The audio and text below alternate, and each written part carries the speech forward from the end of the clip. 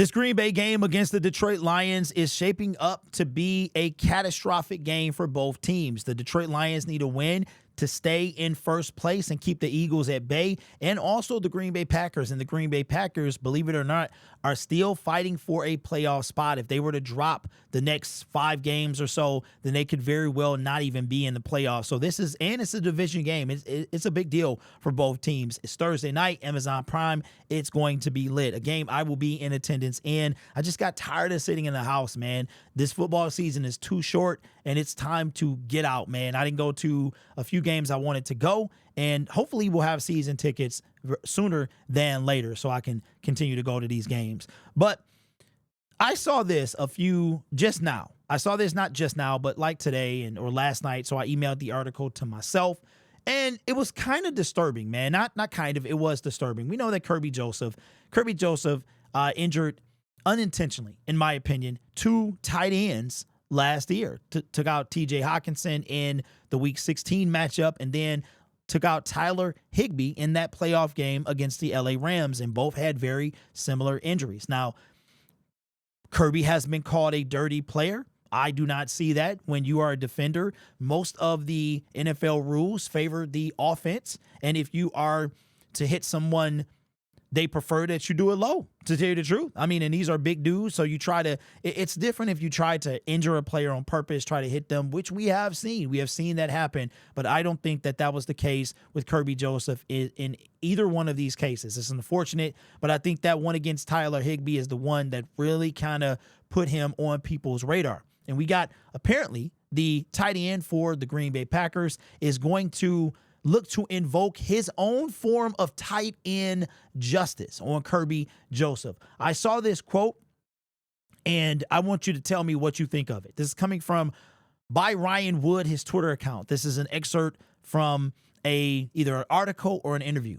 This is Tucker Kraft speaking on Kerby Joseph. Says, he's a respectable player in the NFC, but in my mind, I'm not really worried about DBs too often. I'm worried more about my guys in the box, and I'm sure they bring guys down, safety rotation, and we target them in the run, but it's just a different game. I don't have too many tidbits on Kerby. I know he's a dangerous player. He can flip games. So I'm assuming that because of the context of this sentence that he means dangerous in a good way.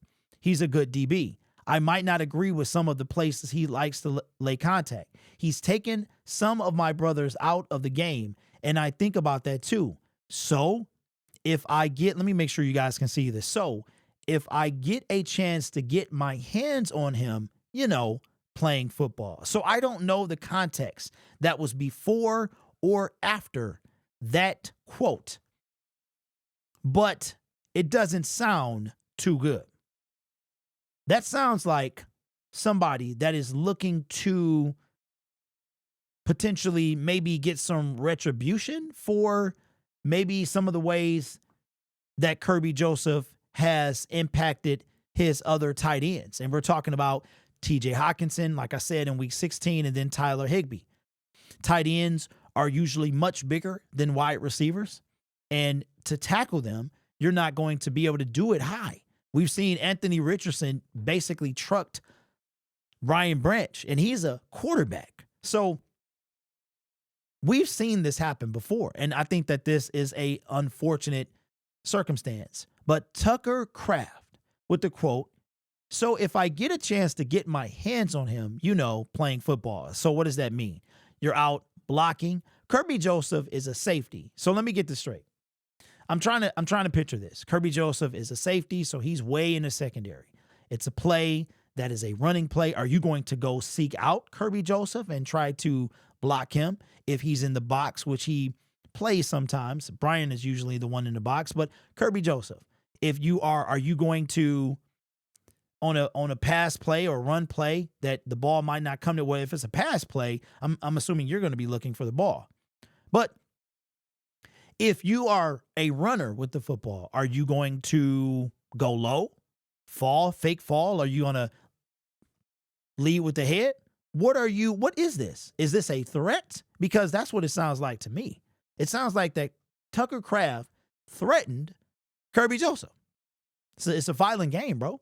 It's a violent game. He did not do this intentionally. Is this Kerby gate? Are you saying with the quote, so if I get a chance to get my hands on him, playing football, and you stop the quote there, you know what, bro? That you're going to purposely you're going to manhandle him? You're going to give him the business? You're going to invoke some type of justice for tight ends? What is this? What is this? It sounds like a threat to me. Now, the NFL is not going to do anything about this. These are words at the point, but if these words become a reality, and I hope that the refs are going to be watching this type of behavior, you're going to be keying in on Tucker Kraft and Kerby Joseph.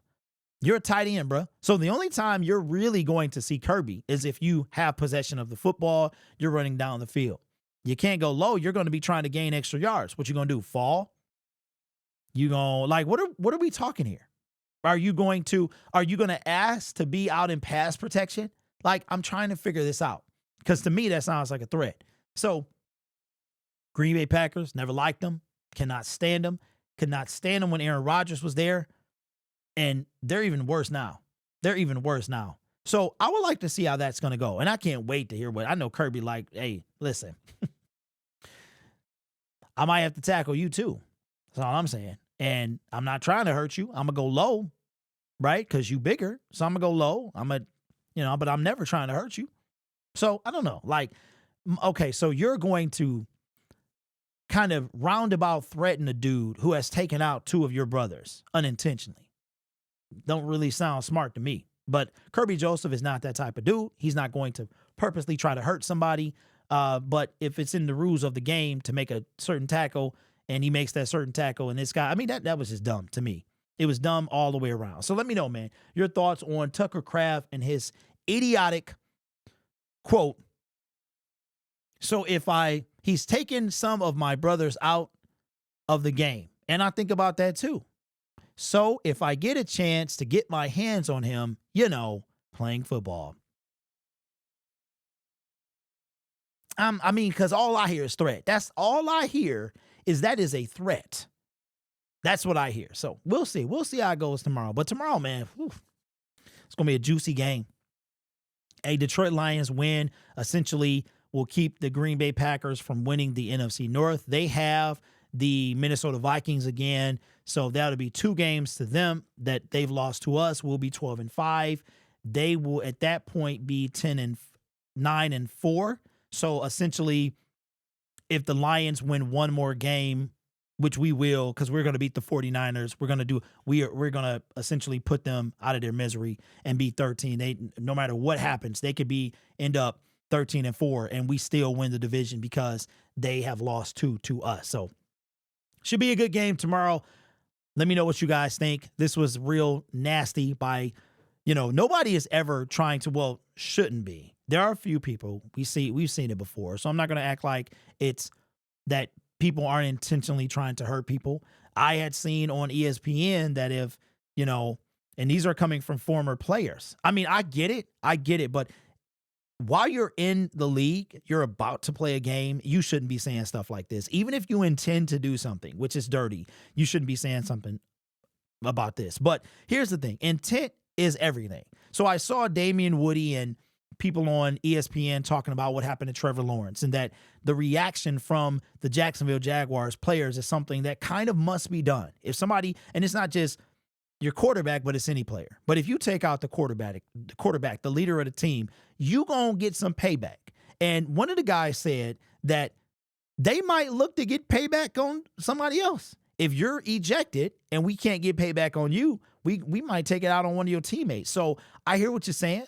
And that's a little brotherhood thing y'all got going on, but it's the intent. The intent on Trevor Lawrence was to hit him in the head. That was not the intent behind Kerby. This is a violent game, and we don't gotta, turn into Batman on the field. Just,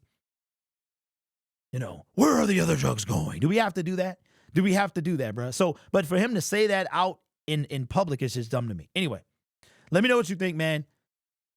Again, I want to just keep reminding you I would not be here tomorrow. I will be at the game, but the post-game show should be up, and we will have it as soon as I get home. As a matter of fact, The game is probably going to be, I'm going to set it for like 12:30. Just if I'm home before that, then we'll go live as soon as I come through the door. All right. This channel is made possible by viewers, subscribers, and members just like you. If you've used the affiliate link for Green Gridiron, any of the affiliate codes below, or Rich Wallet, I appreciate you. I can see when I make a sale, and I made one yesterday, I believe. Somebody bought something within the past couple of days. I appreciate you. I'm loving mine so far. It's definitely different from what I am used to.